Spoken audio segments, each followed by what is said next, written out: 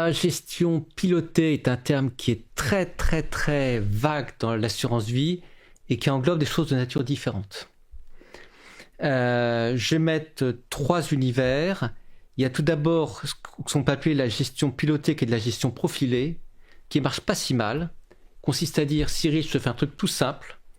Finalement, tu prends une gestion profilée dynamique, je te mets 20% de fonds en euros, et les 80% restants sont répartis entre 5 supports que je considère comme pertinents en termes d'équilibre de classe d'actifs et comme vecteurs de performance sur le long terme. Et généralement, 2 ou 4 fois par an, je fais un arbitrage pour rééquilibrer entre ces différentes allocations. Contrairement à ce que l'on peut croire, je vais peut-être décevoir beaucoup des gens qui croient à l'alpha du gérant. Ces gestions profilées, avec l'allocation fixe, ça marche pas si mal.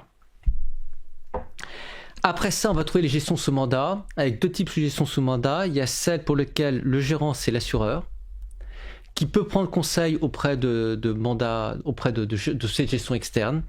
Ça développe pas mal parce que ça permet à l'assureur de remettre en cause son ou ses gérants externes qui lui apportent des conseils. Donc on voit beaucoup ça dans les contrats. Et puis après ça, on va trouver les gestions sous mandat qui s'appuient sur des sociétés de gestion de renom, des Carmignac, Edmond Rothschild, Fidelity, etc. Donc des grands noms qui font très chic, avec des performances qui ne sont pas toujours au rendez-vous. Alors pour l'anecdote, j'aime bien les anecdotes.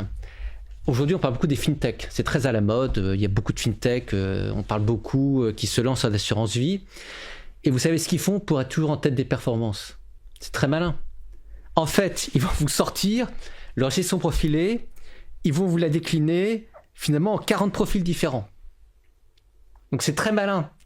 Donc sur les 40 profils, ils ont toutes les chances que au moins l'un sur 40 surperforme le marché pendant l'année 2025. Voilà.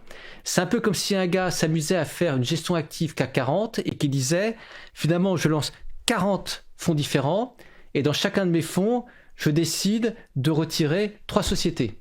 Voilà. Ben, il y a toutes les chances qu'en jouant de cette manière-là, il y ait l'un des fonds qui surperforme. Alors ça, c'est beaucoup chez les fintechs, c'est effrayant, mais je ne sais pas ce que l'épargnant il choisit derrière. Quand on lui dit je propose 40 profils, l'épargnant il est bien perdu pour choisir.